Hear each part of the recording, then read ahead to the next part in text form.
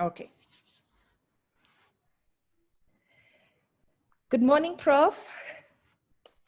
Good morning, Ruth. I hope you're doing well today.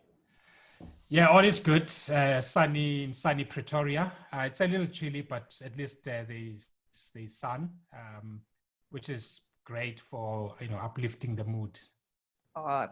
That's awesome. So, Prof, today we're starting off the first interview of our interview series, Meet the Faculty of WSG. And I have a couple of questions to share with you, hoping to learn more about yourself, which will be useful for our incoming research cohort for the 2020 year. Prof, would you tell me a bit more about yourself? Well, I'm the head of school at the Wits School of Governance. Before then, I was associate professor for strategy and international business at the Wits Business School. So I have been in my career life has straddled academia and public service. So I'd done a stint as chief director for trade, responsible for trade policy development at the Department of Trade and Industry, where I developed South Africa's current trade policy for the country. I've also worked internationally. I studied in the UK for my PhD at the University of Warwick in Britain. Where I also did some teaching assistant and also, worked briefly at the World Trade Organization in Geneva, Switzerland. I've worked at a couple of universities in Stellenbosch University, where I did my postdoc, and that's where I previously, before I went to work for government, I did my master's. I worked at the University of Pretoria, where I first met you. I was a senior lecturer there, in the main responsible for international political economy. And then I worked at the University of Johannesburg, where I was affiliated to the chair on African diplomacy and foreign policy. I was a deputy director there. At the University of Pretoria, I co-founded the Center for the Study of Governance Innovation. I've done also a couple of work on advisory basis for corporates. And I sit on the President Ramaphosa's Economic Advisory Council. I continue to do work outside to contribute to public policy debates, including through writing regular opinions in various media platforms. So other than the academic portfolio, anything about yourself, where you hail from, any memory you have of growing up, something we can know more about your personal life? Oh, lovely. I was actually born in a township called Langa Township near Cape Town. But I grew up in Khayelitsha. So I left Langa, I think, in the late 80s, around 1988, to go to this new settlement that was created 3 or 4 years earlier. So I stayed in various parts of Khayelitsha, an area called Site C, Site B, and Makaza.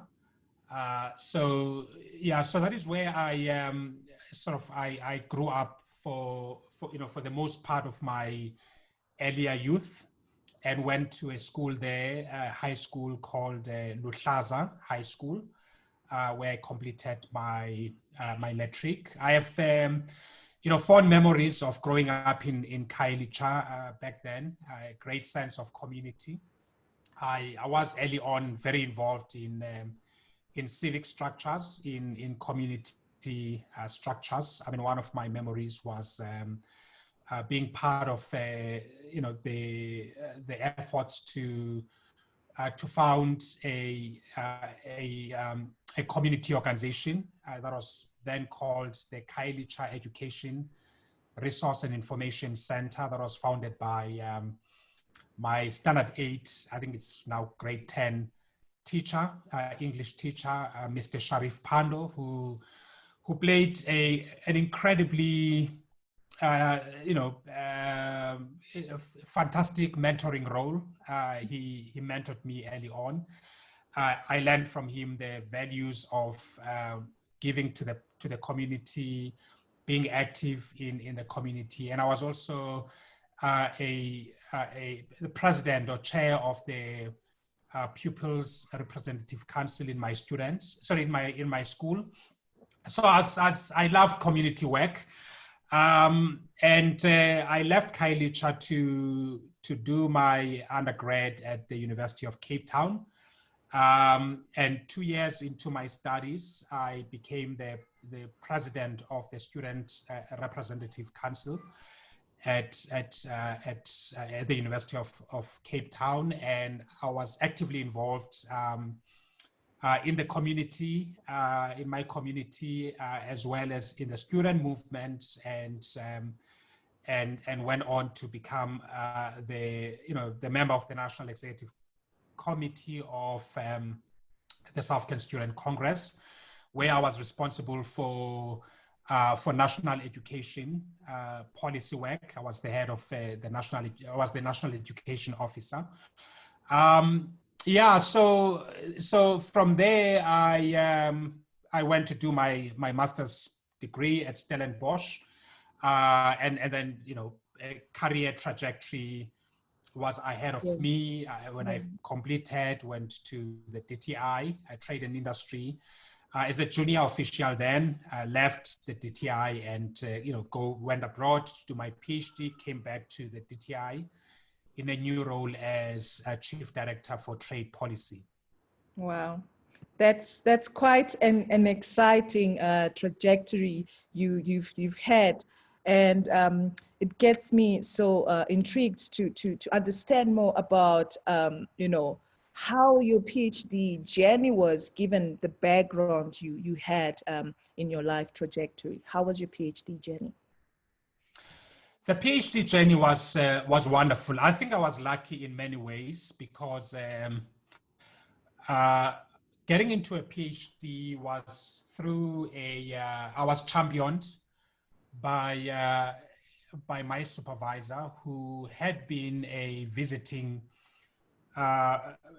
professor at a university, at Stellenbosch University, where I was doing my master's, and he taught me a course there. So when I applied to Warwick, to the University of Warwick, he was amenable. He was open to supervise my PhD. So I had a champion on. So he played a really powerful role in my PhD journey, in encouraging me, in motivating me, in enabling me to settle, because that was I think that was around 2002 when I went abroad, and it was my first ever trip outside of South Africa. Yeah. So it was not easy to acclimatize to a new environment, especially Britain, with an extremely cold winter. The sun goes down at 4 p.m. So I needed someone who could be a mentor and a coach, and my supervisor acted that role without really spoon feeding me. So my supervision contact was once every 3 months. And I was mostly alone. So that was the culture in the British system. Once you have been allocated a supervisor, you've done your proposal, you are expected to undertake your journey on your own. I was also lucky in that I had someone who was from South Africa, who was in his third year when I was on my first year. And he took a keen interest on me. It was Professor Mills Qqobo, who later became a colleague at the Wits Business School. Yeah. And he played a role of a mentor and also provided social support.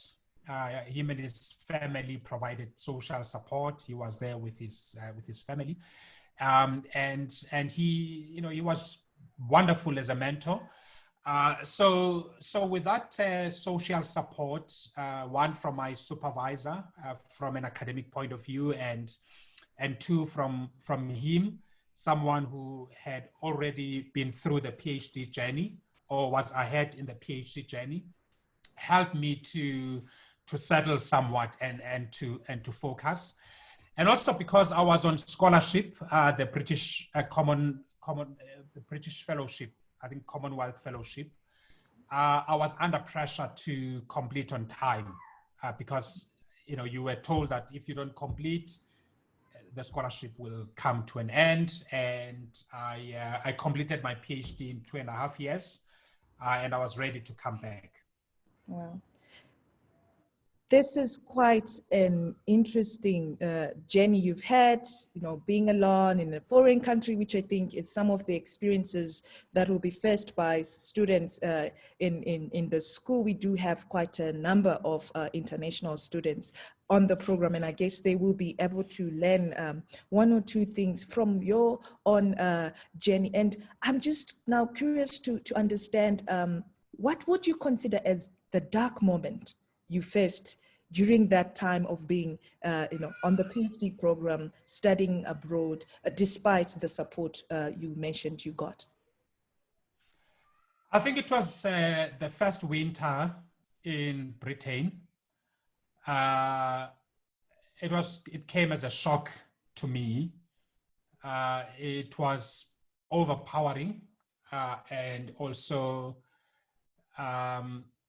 yeah, it was very hard. It was heavy because I was not used to that kind of winter. That is extremely cold, wet, and dark. So, you know, typically in winter, the sun goes down at 4 p.m. It's dark at 4. So the loneliness was, you know, gnawed at me. It was extremely difficult to deal with it. You know, when I go to bed, I would dream I was on a flight back to South Africa, and then I would wake up and realize that I'm still in Britain. And it gave me a sense of being trapped. So I felt I was in a prison. I didn't have control over things. And so I had a bout of depression during that period. And also I had a bout of depression because I just kind of felt out of control, and I think I lost about 4 or 5 months of not doing anything. I would wake up and go to bed again and sleep again, and would sleep the whole day. You know, it would be the following day, I will do the same. When I get an inspiration to go to the library, I wouldn't know where to start. There was just so much to the PhD challenge. Felt quite a big challenge. I wasn't sure how to, beyond my proposal, how to tackle the various chapters. I mean, there's a lot of wasted writing that went into it. It was not quite wasted, but it later became irrelevant to my PhD, and I harvested, you know, some material out of it for journal articles when I was already a graduate. It was only at the end of that first winter, which was now getting into my second year of my PhD, when we're getting into spring, that thing started to turn a little bit. And I learned how the weather can have such a powerful influence on your emotions and your productivity levels. Yeah, then at the end of my first year, beginning of my second year, I also got married while I was a student. Wow. And that added its own complexity. But on the positive side, it kind of structured my life, at least in two ways. One was that, I got great emotional support from my wife, and two, I had to manage my time so that I'm able to have time to spend with her. And that structure, having a structure enabled me to accelerate the completion of my PhD. Wow. That's amazing. That's amazing to hear the kind of complexities involved in the PhD journey and how you had to create your own identity and forge a path to complete this project, which you solely believed and to be of great impact in your life. And I would like to commend you for sharing your experiences. And just to Thank go you. on, I just want to know more about your current research project, and as well as any message you have for the incoming students. What aspirations do you have for the group of students we have in the program? Well, since I now am the head of school, which is largely an administrative role, there isn't much time devoted to my research interests. My background is in international political economy. I was trained as a trade policy scholar with very strong interest in regional and multilateral trade negotiations. So I come from the background of the political economy of trade, and I evolved my interest to look at emerging economies and global governance changes, that have been occasioned by the rise of emerging economies on global governance. And I had a stint at the South African Institute of International Affairs, which is based at WITS, back in 2009, where I pioneered and led a program that looked at emerging powers and global governance. So I spent a lot of time working around this theme. I still work on this theme whenever I have an opportunity. So my interests really span the political economy of trade, broadly international political economy issues. I still am involved in research on regionalism and also global governance. I have a keen interest on economic history. It's a pet passion of mine. For students who are coming to do their PhDs, it really is a great journey. One thing about the PhD is that once you complete it, you never regret going through that process. It's a very lonely process. It's a lonely journey, but a hugely rewarding one. Once you get on with doing your PhD, it's important to build a good structure. It's important to to have certain habits on how to tackle the project at hand. But it's also important to have a support structure around you to enable you to focus and to complete. There are a lot of distractions. There are a lot of distractions, and it's not possible to do your PhD while you do other things. If you want to succeed in your PhD, you have to allow yourself to fail in other unimportant things.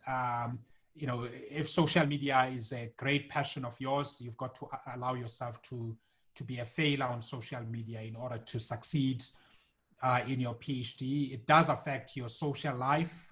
You can't be a socialite and do a great PhD.